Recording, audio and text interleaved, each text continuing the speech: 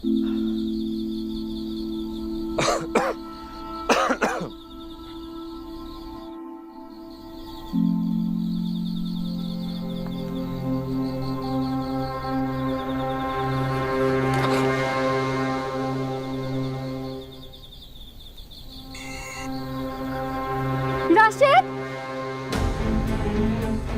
এই রাশেদ, রাশেদ, রাশেদ, রাশেদ, কথা বলো।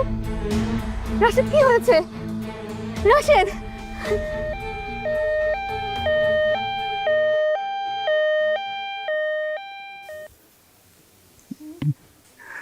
এটা কি হলো বলো তো? ডাক্তাররা কি বললেন? কয়েকজন ডাক্তারের সঙ্গে কথা বললাম। ঢাকার বড় বড় ডাক্তার সবার একই মত, অসুখটা বড় বেশি দেরিতে ধরা পড়ল। তো ঢাকায় নিয়ে চলেন, দরকার হলে বিদেশে নিয়ে যান। মানে টাকা যা লাগে আমরা দিব, আমরা খরচ করব। আমিও তাই বলেছিলাম, কিন্তু ডাক্তাররা বলল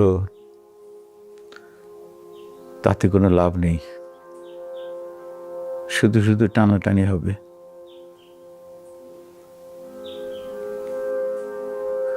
যতদিন বেঁচে আছে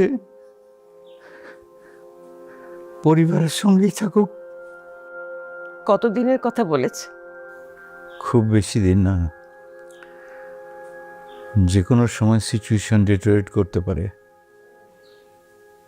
তখন হাসপাতালে নিয়ে যেতে হবে।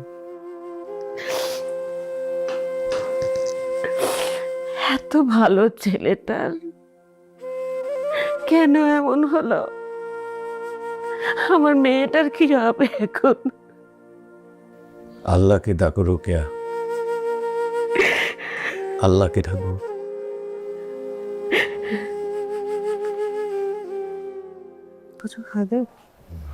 কি অবস্থা? কেমন আছেন এখন? বসুন। ভালো আছে। গুড। অসুস্থতা হলো ডাক্তারের সঙ্গে বন্ধুত্বের উছিলা। যে কোনো অসুবিধা হলে আমাকে ডাকতেন। আমাকে কতদিন এখানে থাকতে হবে বলুন তো? থাকুন না আর কয়েক দিন, আর একটু রিকভার করে তারপর ফিরবেন।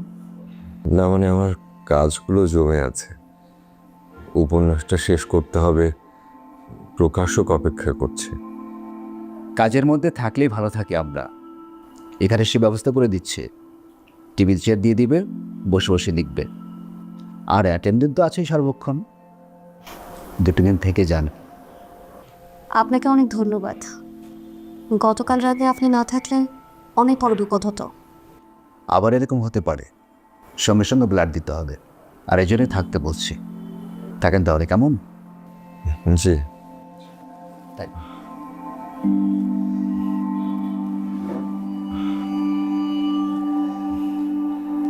আমার লেখার কাগজ কলমগুলি তো লাগবে। চিন্তা করো না, আমি গিয়ে নিয়ে আসবো। আসসালামু আলাইকুম মা। ওয়ালাইকুম সালাম। কেমন আছো বাবা? ভালো আছি মা। আলহামদুলিল্লাহ। এত কিছু কি এনেছেন মা? তোমার বাবা কিছু ফল কিনলেন, তোমার যদি কিছু খেতে ইচ্ছে করে আমাকে বলো বাবা, আমি বাসা থেকে রান্না করে নিয়ে আসবো। বলবো মা। আমি যে এতিমখানায় বড় হয়েছি, সেখানে খাবার ছিল খুব একঘেয়ে, পাংশে, তাই খেতাম না।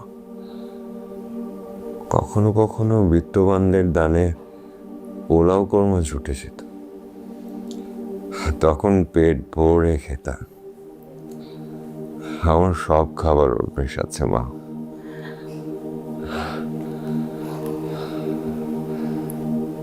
আপনারা আমাকে অনেক আদর দিয়েছেন না। আমি তো কখনো আমার নিজের মাকে দেখিনি।